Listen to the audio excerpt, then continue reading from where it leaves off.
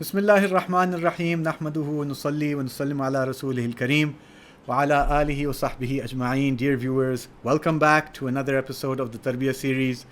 And it's a beautiful day here today in Islamabad. We had scorching heat, but then Allah subhanahu wa ta'ala was so merciful yesterday. The temperature dipped to like 20 degrees. It was beautiful. And so we're enjoying the weather today. We're indoors though.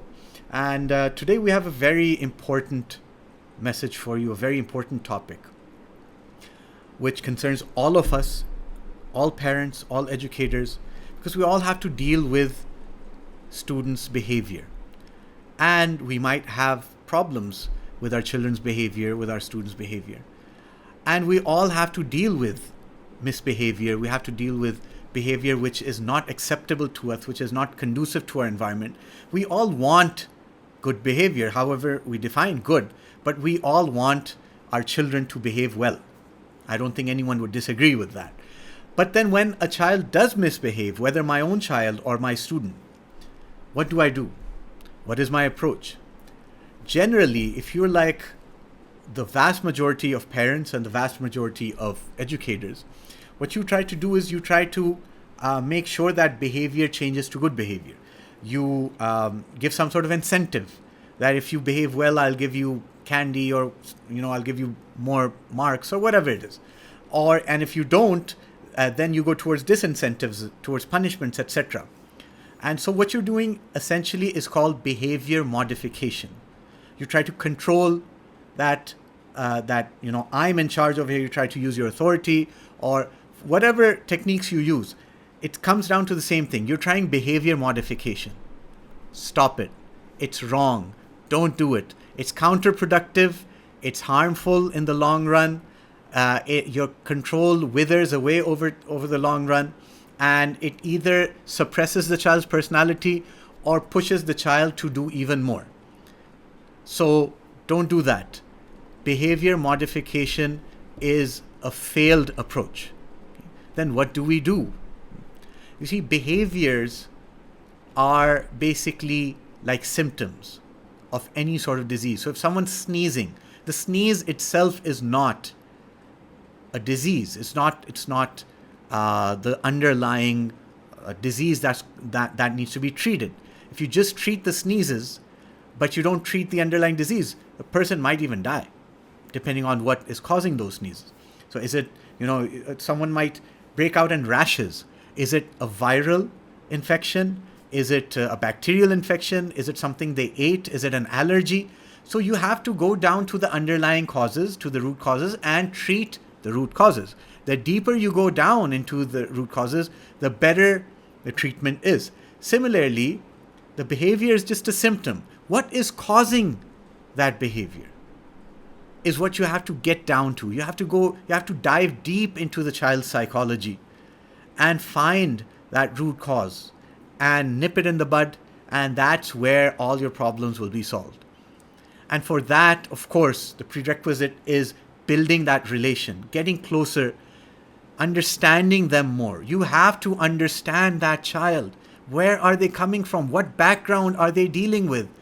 Maybe they have parents who are fighting all night long. Maybe, they're breaking dishes at home. Maybe, their family cannot, afford certain of their basic needs. There's so many things that can be happening in a child's life.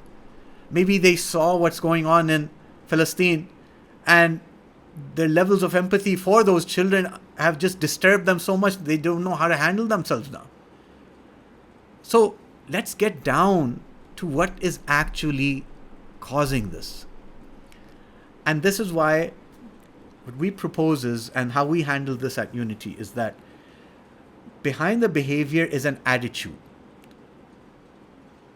The behavior is a reflection of the child's attitude. How is the child deciding to conduct their interactions? What's their attitude? Behind attitudes are perceptions. What are the perceptions of the child? And then behind perceptions are paradigms. What mental constructs. How does a child see the world that the child lives in? How do they see the world? What rules or what principles does the world function on in the child's mind? So I'm going to give you a couple of examples of exactly what goes on. So say there's a boy, maybe 4th grade, 5th grade, right? And is chronically making weird noises in class, or some sort of like animal noises, just every few minutes they're going to come out with some sort of croak or some sort of, tweet or whatever. And the kids around him laugh. Now, what is a typical teacher going to do, while she's writing on the board and the student suddenly goes, "Arr, arr," right? And now the teacher says, all right, it was you, wasn't it? And then she starts shouting at him, etc. Now all the kids are, really reveling this moment. So, and he's reveling the moment because I'll let you know why. But what the teacher is doing is trying to control the behavior. You do that one more time and I'm sending you to the principal. All right? Etc., etc. Okay?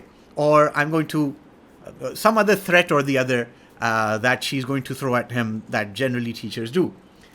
But if we go on a deeper dive with this, if you look at his attitude, most likely what is the child's attitude? Well, the child's attitude is, if I make these funny noises, my classmates will laugh, they will enjoy, and they will think I'm funny and they'll like me more. I'll be more popular. This is his attitude. That's why he's doing this.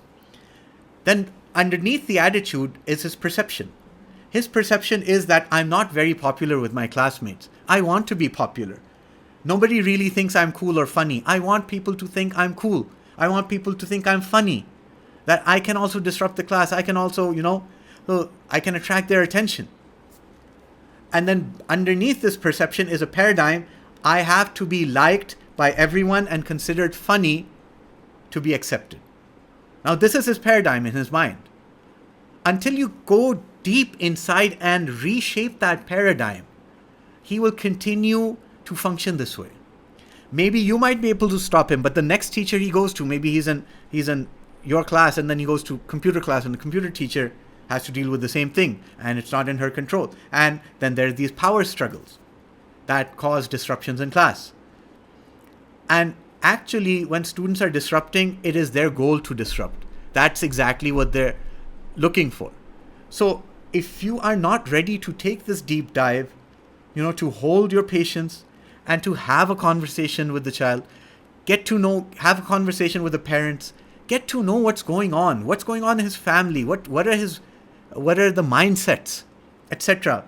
There's some other examples as well where you really need to know. For example, I'm not going to go through the whole scenario, but in one case, for example, we had a student who really didn't respect women.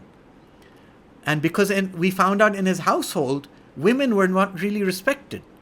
And so his attitude towards the teacher was, I don't have to respect this woman. Why? Because his perception was women are only, women are not to be respected. I don't have to respect any woman. And then the paradigm was that women are only here to serve us men, and there's no reason to respect them. So until there was a change in their family, and we spoke to the father and we spoke to others that you have to change this in your family. This is not the deen. This is not the sunnah, right? So that's when the child's perceptions change. Another scenario I'll give is there's a girl student, 5th grade, 6th grade, 7th grade, and there's work refusal. She refuses to do the work assigned. Teacher says, do this. She's like, I'm not going to do that. You didn't do your homework, 0. You didn't do your assignment, 0. And the teacher thinks she's threatening and she's pressurizing the kid, and the kid's like, I don't give a care. I don't care. I'm not going to do your work. So what's the attitude? I don't owe anything to this teacher. I don't have to follow her demands. I don't owe anything to her. That's the attitude. Okay. What's the perception? Perception is that school always tells me what to do. Teachers always tell me what to do. Nobody ever listens to what I have to say. Nobody gives me the chance to make an input. And what's the paradigm? I should have more say. I should have more input in what I am interested in learning. This is called student agency. So allowing the student to own their own curriculum. The student agency. It should be promoted. So now if the student is left this way, she's just going to rebel. There's going to be the power struggle. But if the teacher goes deep into her personality, builds that relation, goes down to the attitude, perception, paradigm level, and the lower and the deeper you go, the more solid your results are.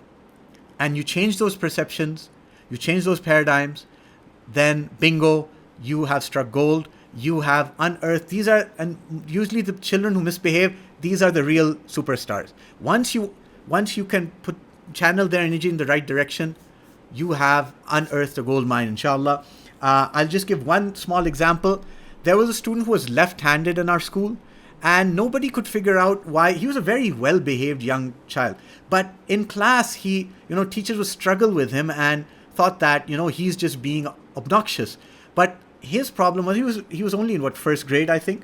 And until my wife, she got to know him better. She wasn't the teacher over there. She was our art director, and she found out that he's left-handed. So she changed his mouse on the keyboard on the computer. She changed his desk so that he would be able to write with a different angle. She did a little research on it, and voila, he suddenly changed. So this is how this works. I encourage you with your own children, with your own students, to try these methods and go deeper inside, figure out the internal workings, the paradigms, the perceptions, and inshallah, you will have success.